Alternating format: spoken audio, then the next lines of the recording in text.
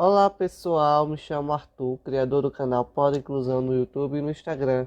Este podcast está sendo exibido aqui no vídeo do YouTube com a vinheta. No canto inferior esquerdo da tela está o QR Code para você acessar o blog com a transcrição do podcast. E no lado direito da tela está o Intérprete de Libras. A sua audiodescrição encontra-se logo abaixo desse vídeo. Essa iniciativa é fruto de uma pesquisa de mestrado em Inovação em Tecnologias Educacionais na UFRN, sob a orientação da professora Jéssica Fonseca e tem a permissão do Comitê de Ética. Neste episódio, vamos receber as professoras Sônia e Socorro, que já tiveram alunos com síndrome de Berardinelli. Vamos discutir questões relacionadas às práticas docentes frente ao desafio da educação inclusiva para pessoas com síndrome de Berardinelli. Desde já, peço que se inscreva no meu canal, ative o sininho e compartilhe com seus amigos e familiares para que possamos alcançar mais pessoas. Primeiro vamos receber Sônia, que é professora da Educação Básica. Seja bem-vinda! Obrigada pelo convite. É um prazer e uma honra estar aqui dando essa pequena contribuição para a sua brilhante pesquisa de mestrado. É com muita alegria e gratidão a Deus acompanhar e fazer parte da sua trajetória acadêmica e do seu crescimento profissional. Te desejo, Arthur, felicidade sempre. Sônia, quais as suas principais dificuldades para ensinar a pessoa com síndrome de Berardinelli? Então, compreender os limites do aluno com síndrome de Berardinelli, né, na época em que pouco se falava de inclusão escolar, para mim foi um desafio muito grande. Até porque eu não tinha previamente nenhum conhecimento das suas peculiaridades e de seu processo de desenvolvimento educacional. Então, foi na primeira série, que hoje é o segundo ano do ensino fundamental 1, que recebi o primeiro aluno com síndrome de Berardinelli. E isso foi em 1998. Eu lecionava numa escola particular, com uma sala de alunos heterogêneos e bastante numerosa, com 38 alunos com faixa etária de 7 anos de idade. As dificuldades encontradas naquele ano com o aluno com síndrome foi mais em relação aos problemas comportamentais dele. Embora seu nível de aprendizagem estivesse dentro do padrão do nível das outras crianças, né? Algumas mais evoluídas e outras mais lentas, como existe e acontece em qualquer outra sala de aula. Então, a falta de atenção e de concentração do aluno, decorrente do seu comportamento na sala, uma vez que não parava, estava sempre inquieto. Isso acabava acarretando muitas vezes o comprometimento no desenvolvimento das suas atividades. E eu tinha que saber usar estratégias para que aquela criança cumprisse os afazeres pedagógicos da sala junto com as outras crianças. Então, a maioria das atividades necessitavam de ajuda e outras realizavam quase sempre sem ajuda. Mas as tarefas tiradas do quadro para copiar no seu caderno também deixava a desejar pelo fato da criança não se concentrar na tarefa que estava realizando. E isso, para mim, levava tempo em dar atenção, mas porque eu tinha uma turma muito numerosa para dar atenção também. E aí, muitas vezes, os demais alunos reclamavam. Foi daí que, diante das minhas dificuldades enfrentadas, né, no dia a dia, com aquela criança com síndrome de Berardinelli, procurei estudar mais e me aprimorar para saber lidar com aquela criança.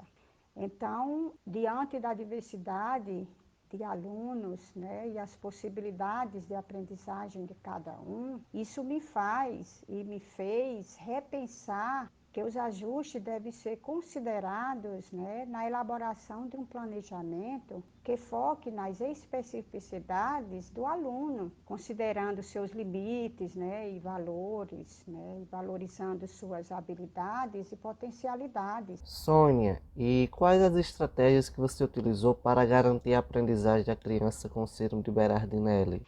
Então, Arthur, uma das mais importantes estratégias utilizadas foi, primeiro, conhecer a criança, né, conhecer o aluno com síndrome de Berardinelli nas suas peculiaridades, né, Essa estratégia, né, foi muito importante para mim, porque eu ia trabalhar com aquele aluno novo, diante da sua síndrome. Para isso, eu procurei criar um vínculo afetivo, né, me relacionando com a família dele, com a mãe dele, com o intuito de conhecer melhor a sua vivência cotidiana, né, que por sua vez foi muito importante para mim e principalmente para o aprendiz, para o meu aluno. Relato aqui também a realização da avaliação diagnóstica. Foi uma outra ferramenta que me proporcionou informações sobre o quanto a criança dominava determinados conceitos,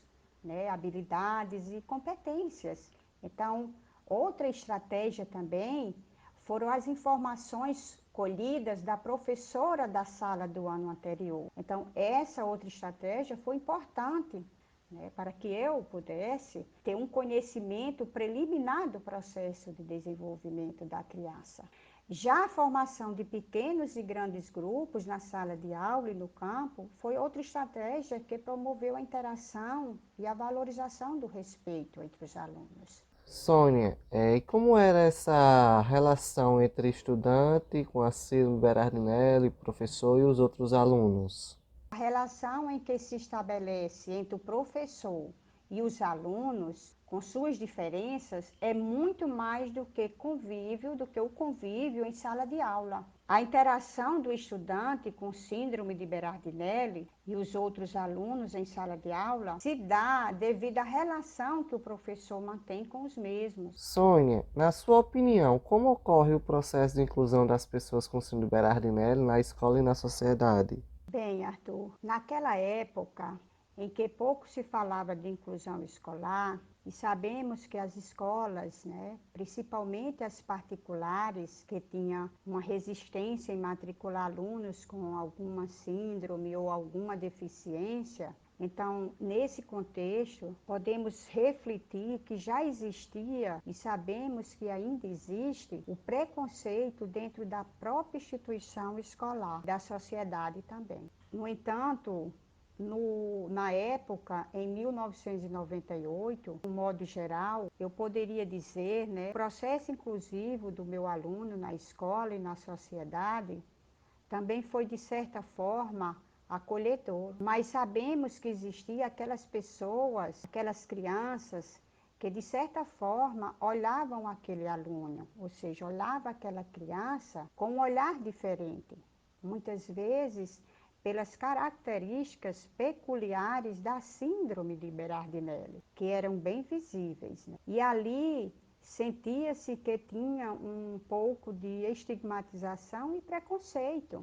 Agradeço mais uma vez a participação da professora Sônia. Agora vamos receber Socorro, que é professora da PAI e também teve um aluno com síndrome de Berardinelli. Ela vai nos relatar um pouco essa experiência. Olá, Socorro. Quando você recebeu o estudante com síndrome de Berardinelli, você já tinha alguma orientação ou conhecimento sobre a síndrome? Olha, realmente eu não tinha nenhum conhecimento, né, dessa síndrome. Quando um aluno chega na PAI, é a que a gente vai buscar algum conhecimento a respeito, seja uma síndrome, seja alguma deficiência. Porque, na verdade, a gente não sabe, seja no início do ano ou no meio do ano, a gente recebe aluno sempre nessas datas. Até às vezes no final do ano a gente está recebendo aluno. Então, normalmente a gente não sabe que tipo de aluno a gente vai receber. Então, a gente só vai buscar orientação, algum conhecimento quando a gente recebe um aluno.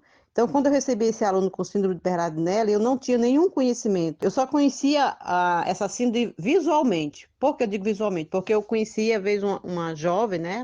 Acho que era adolescente, né? Que tinha essa síndrome.